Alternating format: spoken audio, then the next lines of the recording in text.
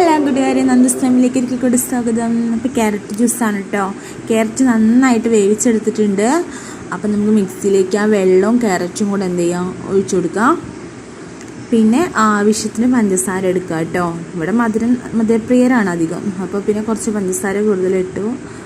പിന്നെ ഏലക്കായ എടുത്തു കേട്ടോ. ഏലക്കായ 2 പീസ് എടുക്കുന്നുള്ളൂ കേട്ടോ. പിന്നെ ബദാമൊക്കെ ഇതിൽ ചേർക്കാം കേട്ടോ. പക്ഷെ നമ്മളടുത്ത് ബദാമൊന്നുമില്ല. പിന്നെ കശുവണ്ടി ഇടാം, പക്ഷെ അതൊന്നും ഇല്ലാത്ത കാരണം ഞാനിത് മാത്രമേ എടുക്കുന്നുള്ളൂ കേട്ടോ. പിന്നെ പാലും കൂടെ, ഇത്തിരി പാലും കൂടെ ഒഴിച്ചിട്ട്, നന്ദൂസിന് കൊണ്ടുവന്ന പാലാട്ടോ.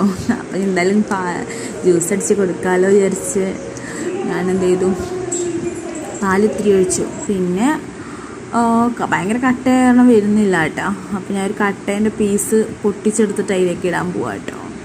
ജസ്റ്റ് ഒന്ന് തട്ടിക്കൊടുത്തിട്ട് പീസ് അങ്ങനെ ആക്കിയിട്ടൊന്നും വരുന്നില്ല. അപ്പോൾ ഞാനിത് കട്ട് ചെയ്ത് ഒരു പീസ് കട്ട് ചെയ്ത് അങ്ങോട്ട് ഇടാൻ പോകട്ടെ.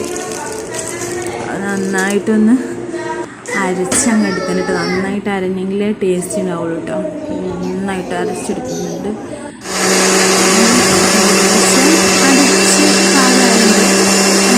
ചെയ്തു കേട്ടോ.